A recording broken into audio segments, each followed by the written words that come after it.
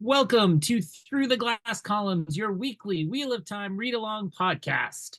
The Wheel of Time turns and ages come and pass, leaving memories that become legend. Legend fades to myth, and even myth is long forgotten when the age that gave it birth comes again. That is your host, Greg, who somehow still knows very little about the Wheel of Time, even though he usually pretends otherwise. And that is Tylor, our resident expert, who makes sure you know how much he knows about the Wheel of Time. It's a lot. Join us each week as we continue our journey through Robert Jordan's great fantasy epic, exploring the books, the television show, ill advised discussions of visual media on a non visual podcast, and so much more. Although, actually, not. It's just that. Yes, all that and actually nothing else as we travel on. And I know what this means now. Through the glass columns. Yeah, he really doesn't know all that much. No, you don't know that much.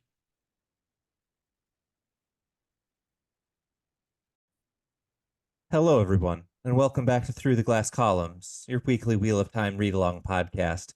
You're not mishearing. This is your host, Tylor, doing his Ira Glass impression, which is not a thing we normally hear on this podcast. I'm joined by Greg, and I'm going to keep pausing awkwardly, but drop this voice in just a moment. Greg, how did you like these chapters? I'm just over the moon that you tried an opening bit because that's usually my territory, and I'm welcome. There's enough room for us all to try an opening bit. Hey, I would sure like to go somewhere else in this book. I'm gonna be completely upfront and honest and say that's kind of coloring my enjoyment, my experience thus far. We do get a new POV character this week, new to this book, not new in the series. And but we're just still in the desert. So Now you know how I felt the first book and a half of this series. so we should get into it, but I look forward to seeing what's going on other plot lines eventually, I hope. So I think the thing that was interesting to me about these two chapters, and we can talk about just a little bit generally and then dive in, is these felt like two very dense chapters, but in extremely different ways. And so I felt like I had lots of things to say about each of them, but they each kind of hit very different, right? The first one is very kind of character driven and slow. There's a bit of exposition in there, and then the second one is not that, although we won't say more. I'm curious what your kind of overall impression was on what types of chapters these were. It sounds like they'd be lower in your overall rankings just because we're stuck here again, but what was your impression kind of on the types of work we're getting here from Robert Jordan? Well, I think what surprises me about both, but it's more true for the first, is that we're still doing a lot of recap for like what has been going on in this series. And I've made this comparison before, but I feel like the Harry Potter books just quit doing that at one point because they were Yeah. like, if you're reading book 5, you've been here. We're not going to worry about it. Whereas I really feel, and I think I said something similar about the last book, that this book is trying to be open so that people could dive in Yeah. here, which is kind of a surprising move for book 5 in a series. Yeah, I always wonder how much of this is like you've described the Marvel, every book should be the potential first book, versus how much of this is just Robert Jordan acknowledging that with publication times, this book probably came out like a year and a half after the previous one. And if you haven't been rereading or potentially having someone talk in your ear every two chapters, it might be a lot easier to miss a lot of the things that we're thinking of as old hat. But I think you're right. That really does kind of bog down these early chapters if you're someone who knows the series well and kind of understands where we're at. If you're reading them back to back, I don't think we need all of this. Well, and I fall a little short of that in that I am reading them back to back with our kind of funny format, but I also just have, as I've demonstrated many times, a terrible memory. So there is this part of me that's like, okay, it's really great to have like 3 sentences worth of summary that I can remember those 3 sentences instead of details across 5 or 6 books. Yeah. Some of the times they mention the Forsaken in this one is helpful in that regard.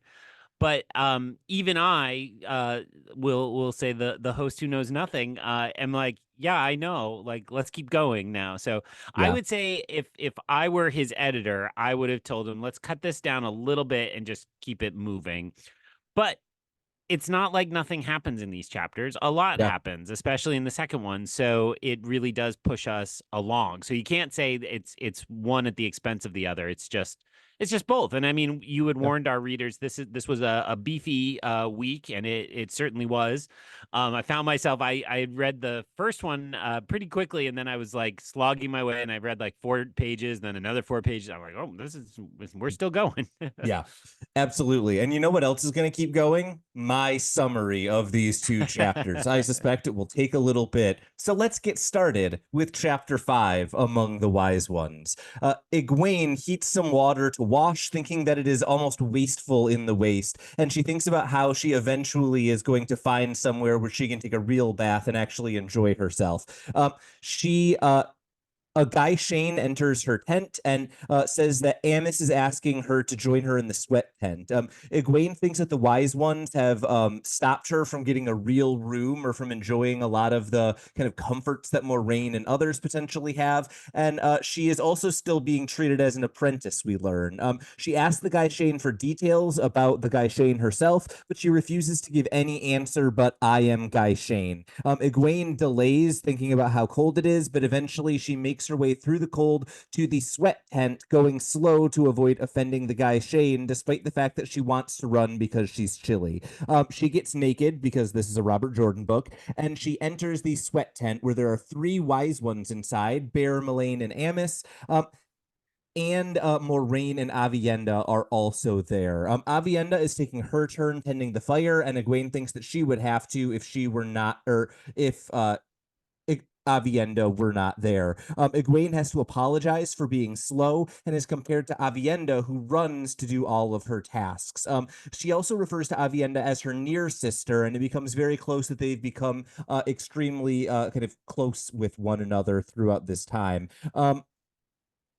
At this point, the conversation resumes with the Aiel talking to Moraine, saying that the Aiel follow he who comes with the dawn and not the White Tower. Egwene thinks that the Tower is now going to want to control the Wise Ones because they can channel, but the Wise Ones are strong-willed as any Aes Sedai, and in fact, Egwene thinks that Bear could stare down even Siwan and get what she wanted. Moraine is trying to dissuade them from going along with Rand's plan to conquer and unite the West, but they don't care about ruining her plans, and Bear stops her from arguing further. Moraine says they will unite all of the nations against Rand if they loot like the Aiel War, but Mullane then says they only took the 5th, and apparently we learned that in Aiel culture, 20% of someone's belongings are yours after you conquer them, but the rest is left to the other person.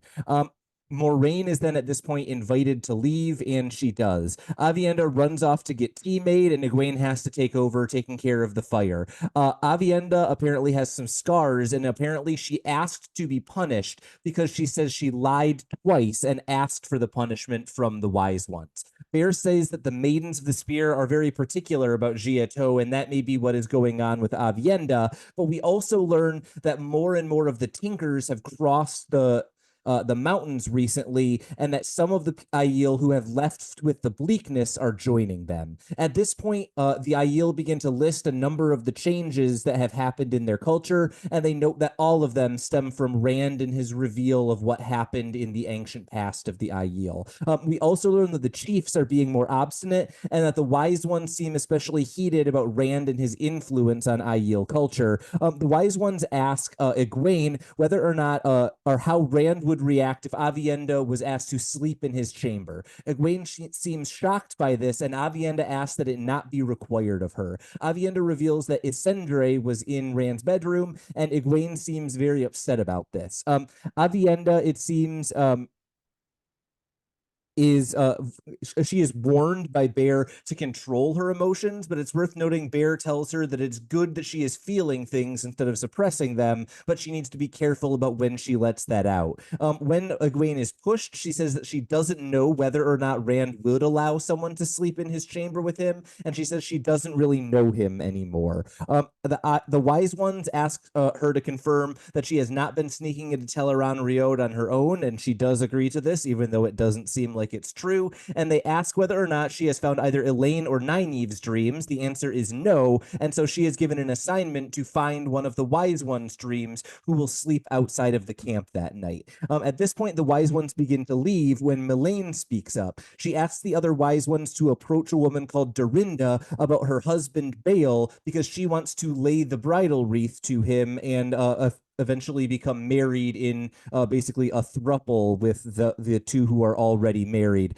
They agree to help and seem kind of pleased by this. Aviendha asks Egwene whether or not a Western woman could ever accept a sister wife, and she eventually pauses and says maybe with a close friend, but this doesn't seem to satisfy Aviendha. At this point, the wise ones reveal that they have already sent Egwene's clothing back to her tent, and she is told that because she was slow and because Aviendha was obstinate, they both need to run 50 laps around the camp, and of course, they're naked while doing it because, once again, Robert Jordan book.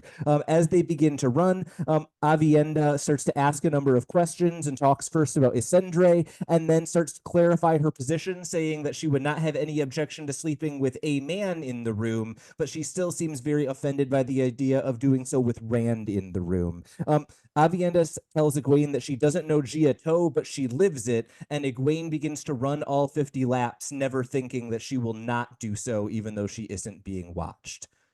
That's a long chapter. It's a dense chapter. I really liked that one. I liked it more than the second one, honestly. What was your take on Among the Wise Ones? Yeah, I had a few notes that you definitely already hit upon, but one of the stupid ones I wrote down is like, there's no way George R. R. Martin should and the television show should get credit for what they called sex position, right? Which is putting the exposition in a scene with nudity, because it's like, here's a lore dump, and if you want to picture the events, we'll keep you entertained for a little while. And so it's all very silly, and it instantly in my head is like, well, there's no way that's gonna fly on the television show, right? Like the television show is not, sexless, but it certainly is not pushing Game of Thrones boundaries. I don't even know. I haven't watched House of the Dragon, so I don't know if Game of Thrones is still pushing those boundaries No or idea. not. But so that's kind of silly. At the one hand, I will say, as I started to think about the kind of whole of this chapter, and so I'll offer this as a more serious leading off question or comment, is I was struck by how I thought at the end of the last book that Rand had really broken the Aiel. And I feel like I'm leaving some of these conversations a little less sure. I get that he did something that really, really changed them, but they don't feel like a broken people, which to me would mean they're kind of downtrodden and sorry for themselves. The way I read the wise ones as a proxy for the whole, or was that a metonym for the whole, or a synec? I don't know. I'll look it up. As a representation of the whole, I will say they feel like they are playing catch up with the things Rand is changing, but not that they have fundamentally changed who they are or that their society is different.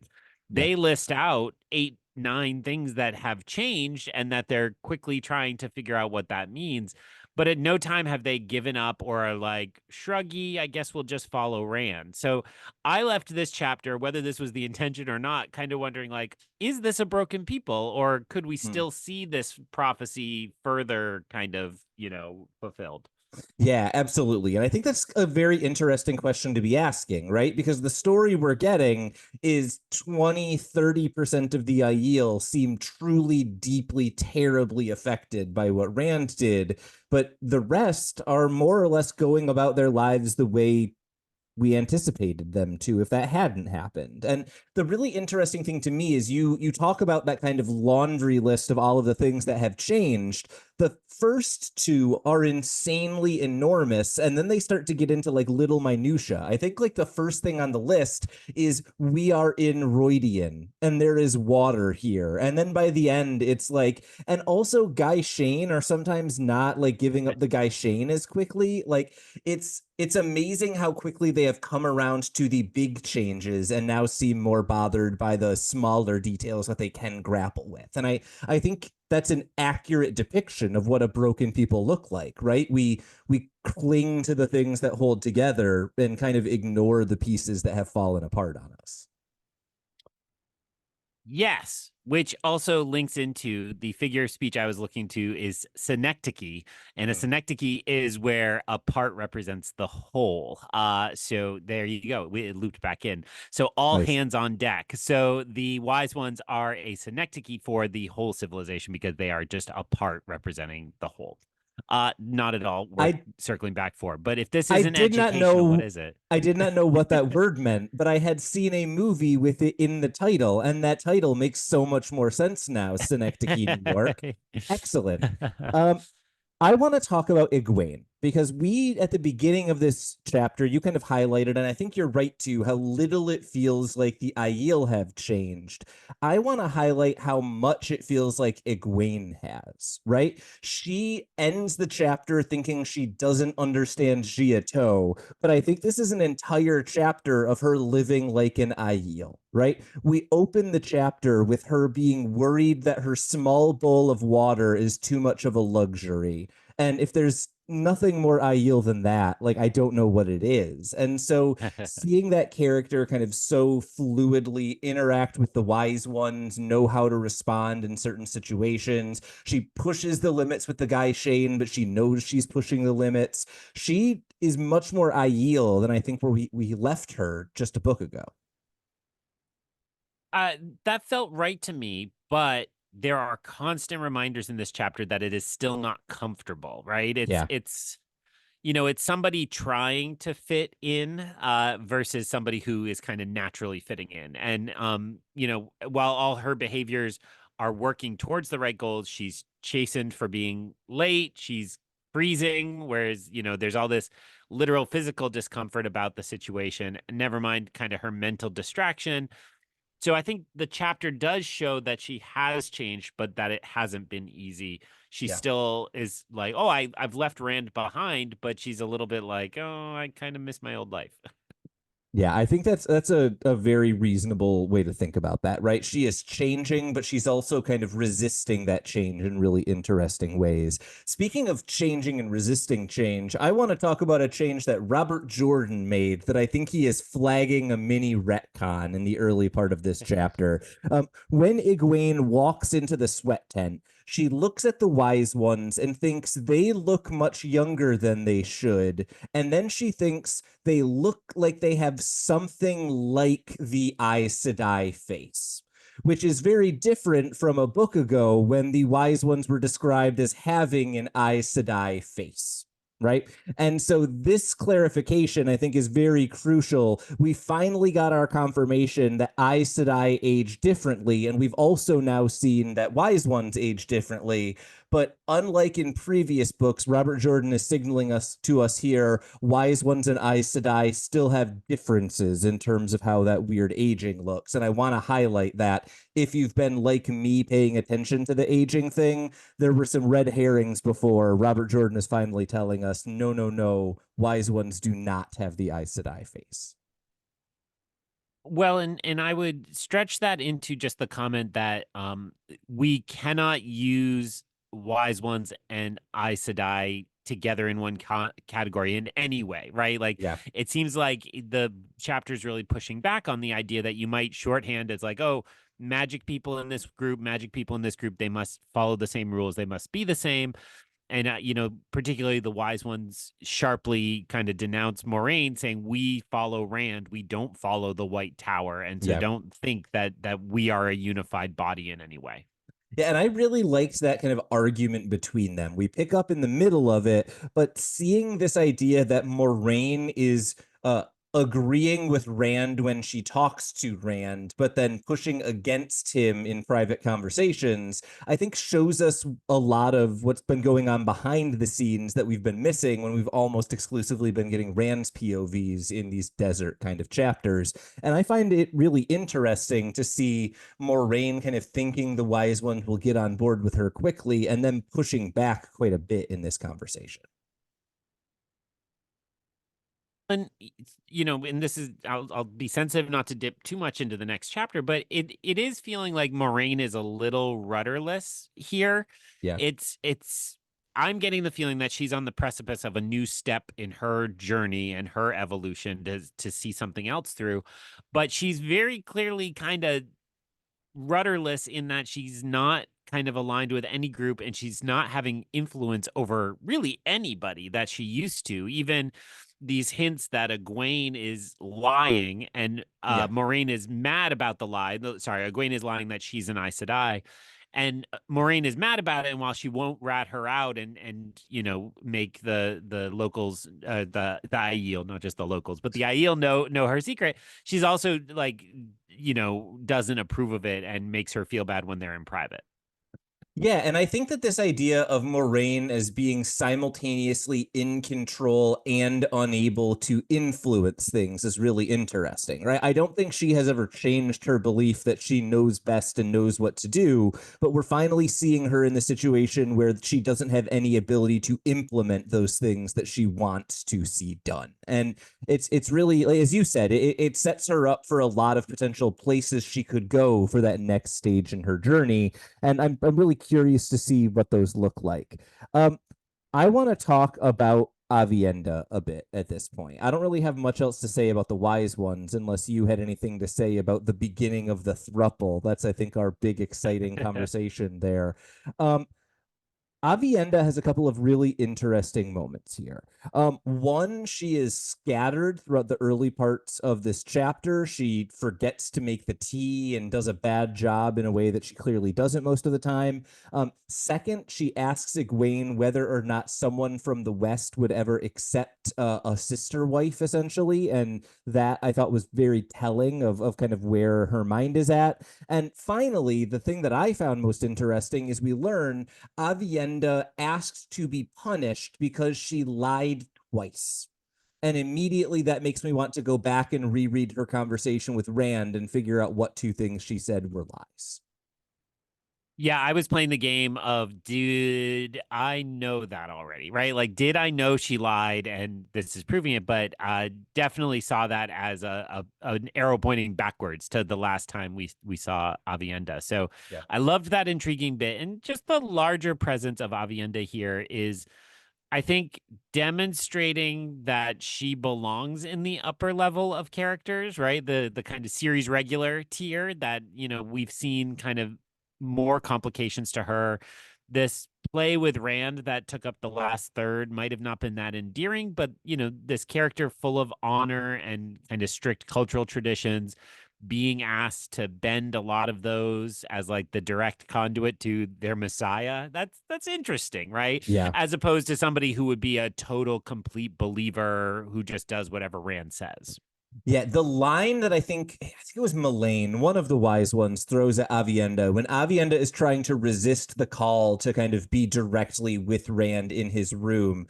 She says something along the lines of destiny does not bend to honor. And it's this idea that like even in a culture as dedicated to honor as the Aiel are, if you are bound to do something that might cause you to be dishonorable, you make up for that later. And that I think is a really interesting place to put a character who, as you mentioned, is just so honor bound. I have to say, I love this chapter because Aviendha and Egwene are both just fantastic characters. They're both in my like Mount Rushmore of the Wheel of Time, and they haven't gotten a lot of time to shine when they're on the screen at the same time as Rand lately. And so it's so great to get a scene that's just about those two women. And even though it's been developing off screen, they clearly have a really kind of strong and powerful bond with each other. And I thought that friendship really came through at the end part of this chapter. Yeah, I mean, it's the Bechdel scene, right? That they can be together. And while Rand is a part of the conversation, they're finally kind of seeing each other as whole individuals.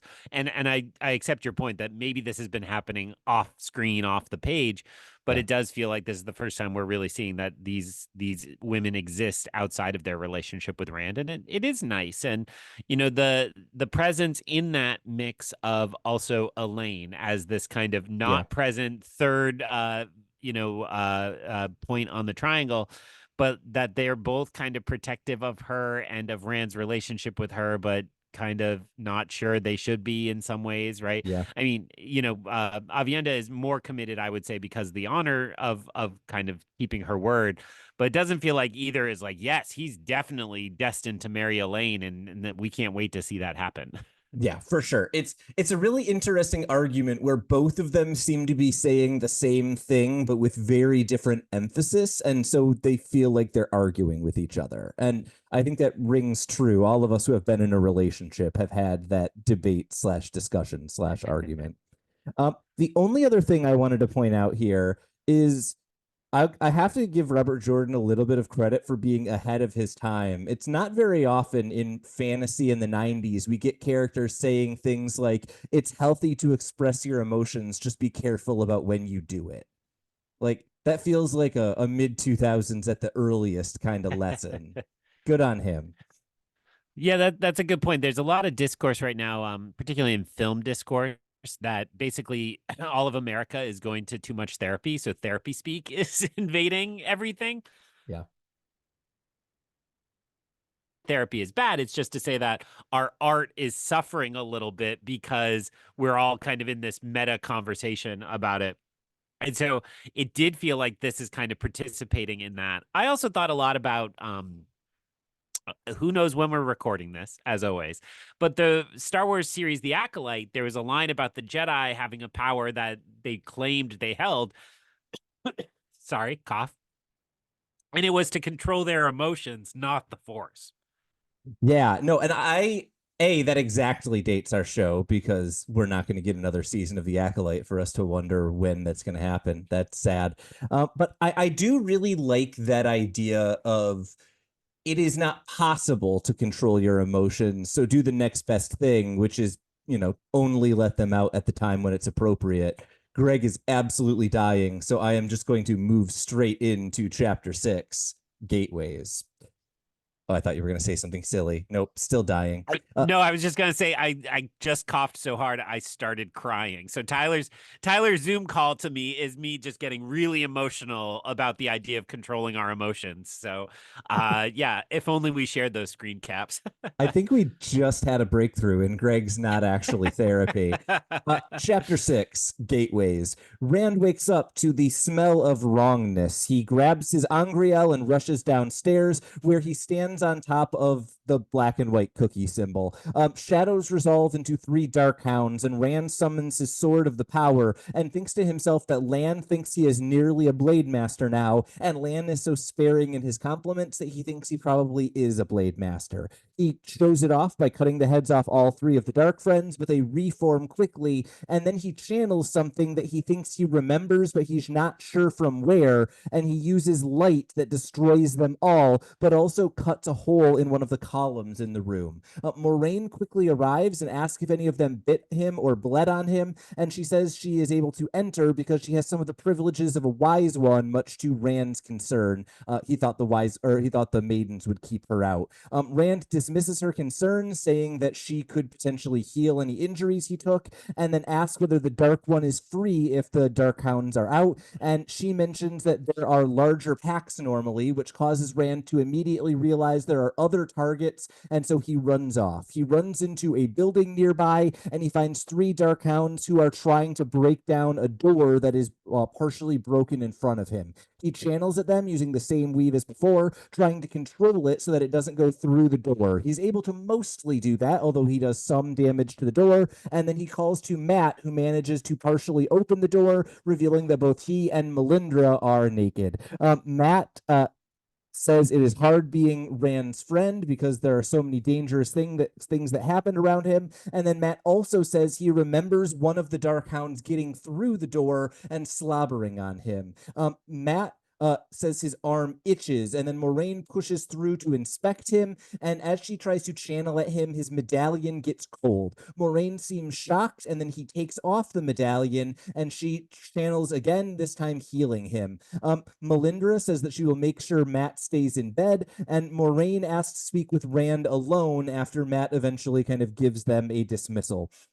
Rand, before they leave, chastises one of the maidens for not following his orders earlier, and they say they will follow him in battle, but a Karakarn is not a king. Rand tells Moraine that they can talk tomorrow, and that Matt will not give up his medallion. Lan at this point chastises Rand for not acting like a man, and Moraine says that she won't be with him forever. She apologizes for any manipulation of him in the past and asks to help him, and she even says please, which is a little bit shocking. Moraine denies trying or being able to manipulate him and gives an oath to obey him in the future. Rand agrees and apologizes for vexing her in the past, and she tells Rand about Balefire, the weave that he was using, which is forbidden even though she has used it in the past. Balefire, we learn, destroys things in the pattern before they are struck, and so only memories of things that happened in the recent past remain. We also learn that this weave can tear apart the pattern if it is used too often or too powerfully, and that it was eventually used, or it was once used in the War of Shadow, but eventually stopped being used after large cities were destroyed, and it almost destroyed the entirety of the pattern. Rand tells her that she needs to stay away from Matt and the medallion, and Moraine struggles with this, but says she will obey. Rand then opens up a small gateway and rides what I'm going to refer to as a black and white cookie, and thinks of traveling, something which Asmodean says he is too weak to show Rand, but would allow you to get somewhere instantaneously rather than what he is doing now, which is known as skimming. And we learn that traveling requires that you know the starting point well in order for it to work. Rand steps into the chamber outside of Asmodean's room, where he smells Dark Friends and sees some sign that they looked in, but did not actually go in the room to challenge Asmodean. He then covers up all of the signs of the Dark Friend. He then skims again and travels to his own bedchamber, where he checks on the male and female statues that he acquires in Roidion at the end of the last book. He thinks that they are only finished after the breaking, although he doesn't know how he remembers that. And then he also thinks about what Terangriel and Angriel and Saangriel are, giving Greg a well-needed reminder. At this point, Lanfear arrives, and she apparently has seen the second statue and asks if he is considering her plan to challenge the Dark One. Rand responds seemingly as Luz Theron, saying that he turned away from her even before Ilyena, and Lanfear immediately responds saying that she loves Luz Theron, but then Rand insists that he is Rand al'Thor, and she immediately kind of steps back and starts rationalizing that Asmodean must have told him some of the things that he was saying from the past. And then she starts trying to poison him against Asmodean, telling some stories about how he killed his mother and other terrible things that he did. And Rand asks why Ravin was the one who launched this attack, not Samael or Demandred, who he knows have personal rivalries against Luz Theron. And she tells him that Ravin is in Caemlyn, and he is now in clash with Ravin and Rand. They are in direct conflict because Ravin intends to have Morgase take the throne of Cairhien, which is a country that Rand has shown interest in by sending the Terrans there. She threatens to break the words on his dreams and break in, but he eventually dissuades her, saying that if she acts openly, that would be a problem for her. At this point, she says that she's been looking in on Egwene's dreams and constantly sees him dreaming of Gawain. And at this point, he mentions Isendre and tries very particularly not to bring up either Aviendha or Elaine in the conversation to avoid giving Lanfear anyone to be angry at. Lanfear is still jealous of Isendre somehow, and Lanfear leaves as soon as there is a knock at the door. The knock turns out to be a maiden who brings him down to see the chiefs, who say that the Shido are on the move towards Jengai Pass, as are three other clans who are also moving towards the pass. Rand asks whether they know whether the new people are going to be on his side or with the Shido, and they do not know, but Rand tells them they will leave in the morning. I have fewer things to say about this chapter, but it was almost as long of a summary. What did you think about Gateways? Yeah, I think this week is another of our demonstrations that we have a lot to say about the low plot chapters and a little to say about the high plot chapters. So, as I look at this high plot chapter, I will just say I think what feels the most important is that we get a direct explanation of balefire mechanics so Yeah. that we understand how this works. So, I think I'll turn this into a question so that you can clarify it. But as I kind of read through this, I was tipped towards, oh, it feels like time travel paradoxes, right? Yeah. That if you go and kill your father, then you can't be born to go back in time and kill your father. So like what happens? And that's where like half of the time travel things come from. But this is actually a little different, right? Right. This is, oh, I saw you trying to get in. Let me try first. I'll try first. So as I understand it, what happens is the balefire used in the moment, then the kind of volume of power used to create that balefire, how strong that balefire is, sets kind of a clock running backwards for how far back you destroy the thing from that moment. Yeah. And while those things don't happen anymore in a kind of paradox way, the memory of them still happens, and there are some lingering effects. And this would be in the case of this one that Matt did not get slobbered on, but was affected as if there was some small amount of slobber on him, essentially. Yeah, I think that's exactly right. I think the Matt example is perfect, right? Basically, the Dark Hounds attacked the door, broke it down, slobbered on Matt, and then got hit by balefire. And as a result of that, all that happened was the Dark Hounds partially knocked down the door and got a tiny itty bitty bit of slobber on Matt, even though the preceding 15 seconds happened. The balefire undid every part of it that had to do with the Dark Hounds. Well, and then the reference to the Shadow War, just again for people who are usually in the dark like me, what we're supposed to take from that is before they recognize this could happen, they would eviscerate a whole city with the balefire, and then that takes so many threads out of the pattern that you just have extreme instability in the sacred timeline, essentially. That's exactly right. Yeah, it's essentially the concern is the more you do this, the more holes there are in the pattern. And just like your shirt can rip if it gets a hole in it, the pattern can rip if there are too many holes in it. All right, so now tell it to me like it's Deadpool and Wolverine.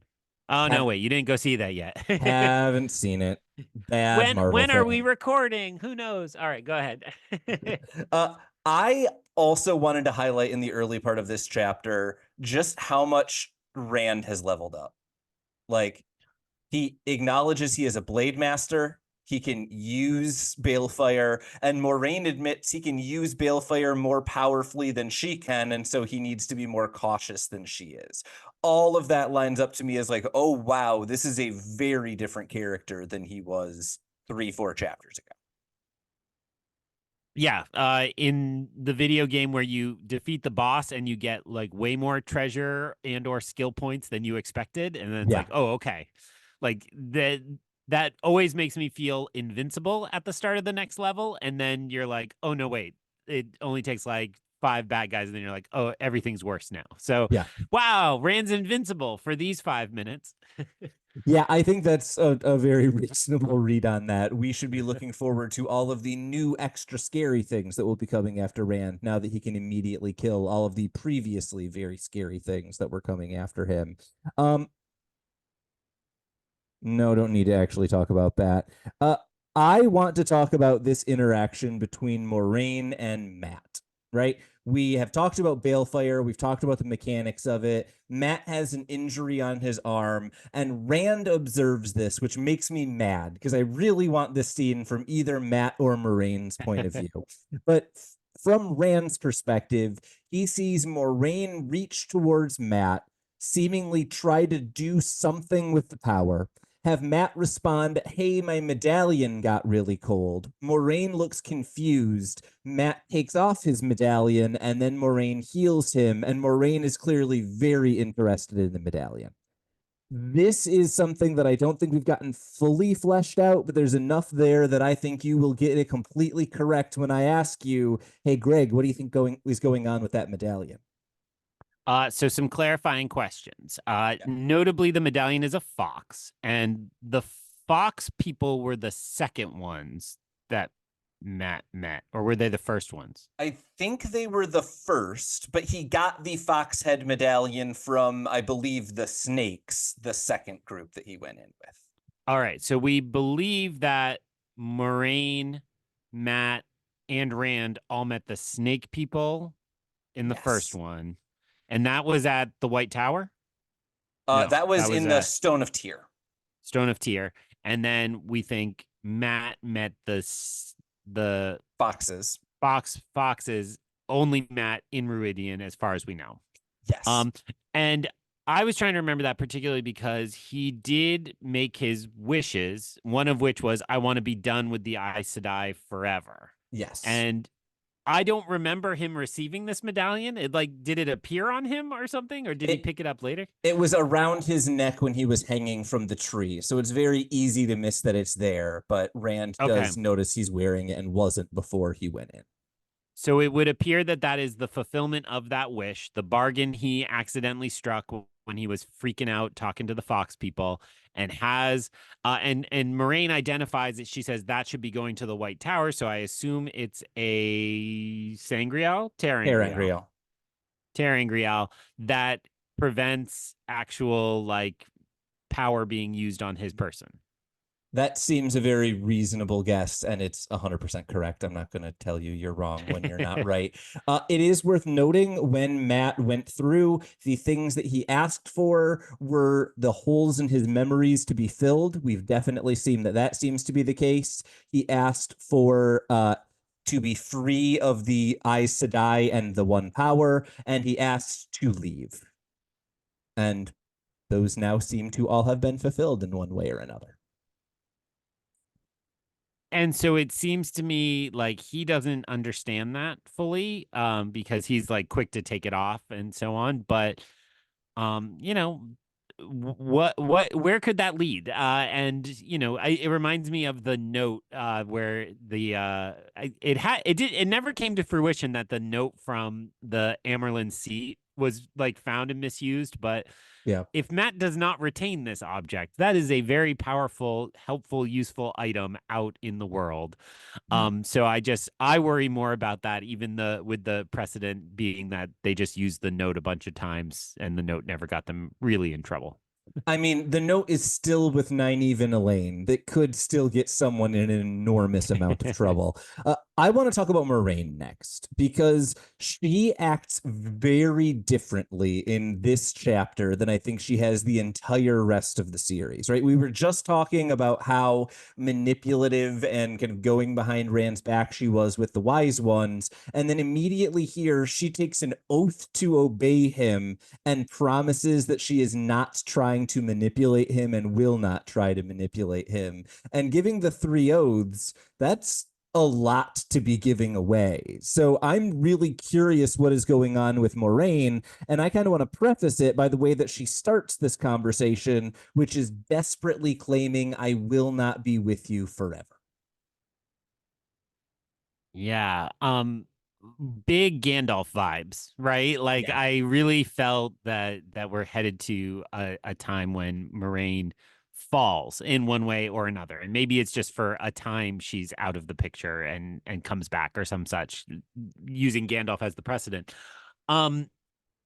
On the surface, this all felt way too easy to me. And so I immediately said it has to be false, except for the 3 oaths, which you just highlighted, which is Moraine has to essentially believe she's telling the truth in this moment with those words.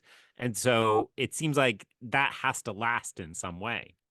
Yeah, and I think the interesting thing then is to figure out, is Moraine doing this because something has changed internally? She now thinks this is the best or only way to go, or is Moraine desperate for some reason, right? Is there something that's causing Moraine to think maybe this isn't the best way, but it's the only one that's currently available to me?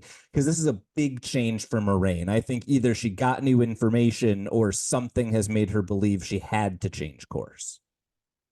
Well, and within this chapter, we have the parallel to Asmodean, right? Who isn't really on Rand's team, but recognizes that his fate is tied to Rand, so he might as well teach him, right? I mean, this is not actually happening in this chapter, but it's rehashed in this chapter. And so I wondered a little bit about that, and just in the moment of the chapter, it read like this balefire thing is so far beyond the pale of what Moraine was comfortable with that all her kind of nibbling around the edges to affect this goes out the window. And it's like, oh no, we're in serious trouble and we really need to do a lot. And I think that works for me for now, even if it's like a hint at a bigger mystery to come. Yeah. I mean, Moraine said, please. That's as groundbreaking as we need this chapter to be. I don't think we need to say anything else about it. And then Lanfear shows up, and she does and says some Lanfear stuff.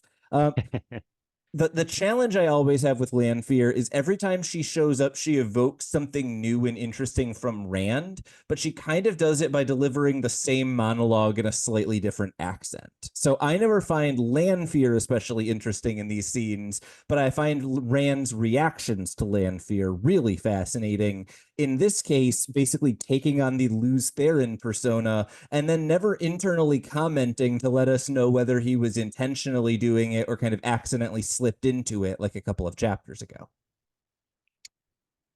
Yeah, and that to me is where I'm getting a little hung up on these interactions is I always feel like I'm not quite understanding what's going on. And part of that is still they throw around a lot of names, some of which are to, like Rand's double name. But it's like, wait, which Forsaken is that? And how is that going to play with that? Yeah. But I will say kind of where my mind puts itself at ease is it's like, just assume Lanfear's being terrible and self-serving. And that has not led me wrong yet. Yeah, and I think that's the tricky thing about the Forsaken, right? We literally have now had like 3 or 4 encounters with the Forsaken, either from their POV or Rand talking to them in this book. And every one of them, I kind of walk away and I'm like, okay, Grendel's the evil one. Okay, Robin's the evil one. Okay, Lanfear's the evil one. Like, I don't think we need quite as much characterization as we get, but that's not necessarily a bad thing. It just means we get really deep villains that probably could have been like shadowy Batman outlines the way that we sometimes get. Well, and for me, kind of always in my head, despite myself, kind of metagaming, I keep being like, well, are we facing that one? Like, which level am I on? And this book the Raven level, which it feels like by the end of this interaction, and then we'll go to the Grendel level, or what order are we taking these in? And I think that's good, even though it can feel frustrating in the moment, because I do think where fantasy series can often stumble is when it's like book 6 and you're like, and here's Grendel. You've never heard of him, and it's the real big threat to it. And, I think that kind of trouble would be more difficult to overcome versus this kind of, who are all these people? They're all kind of dribbled together in my mind. Yeah, and I think that's the trick is sometimes Robert Jordan is so dense in his world building that he does things that you don't catch until the 4th time you read this book, right? Like Lanfear is struggling to explain why Demandred hasn't attacked Rand. And that's not a detail that matters unless you're really caring about Demandred. But like that's what we're getting here. It's like little drips and drops and things that will become meaningful later. And I don't know how to put those pieces together when there's a lot of gaps in the puzzle at this point. So the one thing that stood out to me, I guess if I've got to pick one puzzle piece to hold up and say this is the one, is Lanfear's kind of about face, right? She very clearly, once Rand denies being Luz Theron, when he says, I am Rand al'Thor, Lanfear immediately starts dissembling. She tries to make it look like she was play acting how much she was in love with Luz Theron and how she responded when Rand acted like Luz. And that is the one moment that felt different here than any other time we've seen Lanfear on screen before, right? Is seeing that kind of little moment of weakness where she's clearly covering up. I thought was really interesting to get that little bit of insight that otherwise I feel like every time we've talked to Lanfear, we didn't know her well enough to catch when she was play acting and when she was actually her. Yeah, and so where I land is this a real change that will matter, or is it just some new variation through these familiar events that's putting her off her game a little bit? Because I think your use of dissemble there was really nice in that that's her trying to play catch up and trying to react, and we don't often see her reacting. And so the way I'm reading that is something is triggering her. And could that be that his assertion, kind of actually it's back to Melville, like a classic call me Ishmael is really the point here, that if you can assert your own identity, then that is the most meaningful thing we have. Is that going to be the key difference this time? And just along those lines, only marginally related, we did get a shout out that Matt may be a key to success at the battle at the end of the world here. Like that's one of the reasons the hounds might have been going after him. So I do think Robert Jordan is specifically keeping our mind on the battle to end all battles. Targamon? Oh, now that you said it just slightly wrong, Tarmangaiden. Tarmangaiden. Keeping our eyes on that, I think, seems deliberate. And so as we start to think of all these pieces and which level, which boss we're on, to remember that it's all leading to that, it seems to be he wants us to have all that stewing around in our minds. And as things get messier and messier and messier, it's kind of nice at the end of the chapter to just get, and here's where we're going next, right? The Shido are going to Shanghai Pass. The other Aiel are going to Shanghai Pass. Guess where we're going? Shanghai Pass. So I can't promise we're going to leave Rand in the first chapter next week. I'm so sorry. I think we might still be in the desert, but I think by the end of next week, we will eventually leave the desert. We've got 3 chapters up next week, but it's actually a shorter week than what we had this week in terms of reading. Next week, we will be covering chapter 7, A Departure, chapter 8, Over the Border, and chapter 9, A Signal. And with all of those things coming up, Greg, what do you expect other than probably some more sand and its coarse and grating and you don't like it? Well, I was just actually peeking at my book while you were speaking. I mean, I was listening carefully, but I also was noting I hadn't really checked that my edition of this book is about 900 pages. It's 888. And so the fact that we are 150 in, I was like, that's a decent percentage. And I 100% feel like this is still preamble. Where I'm getting nervous is, are we going to get to the other plot lines, right? Like, in one of these fantasy series, actually, this is a George R.R. Martin lesson, where George R.R. Martin started writing let me see if I can get this right, the 4th Game of Thrones book by going to the South and seeing all these cool characters, and then realized, oh, I just want to write that as the book, and then had to do the 5th book to be the people in the North, I think is right, or I might have the numbers off. And so it's almost feeling like this, like at this point where we're this far in, it's like this could just be about this group and we could not touch on those other ones. So sand, it's coarse and it's irritating, but does it get everywhere? Find out next time Through the Glass Columns. My favorite outro so far. So ends another episode of Through the Glass Columns. We thank you for joining us and continuing with us on our quest to cover all of the Wheel of Time in our own sweet time. This podcast features original content developed by Tylor Orm and Greg Cass and is not in any way affiliated with, associated with, or condoned by the Robert Jordan Estate, Tor Fantasy, Amazon, or our wives. All content is intended for entertainment and educational purposes only. If you're enjoying this podcast, please seek out the books from your local bookshop or library and join us as we continue our journey. If you'd like to contact us to share your thoughts or give feedback, find us on Instagram or Threads by searching Through the Glass Columns.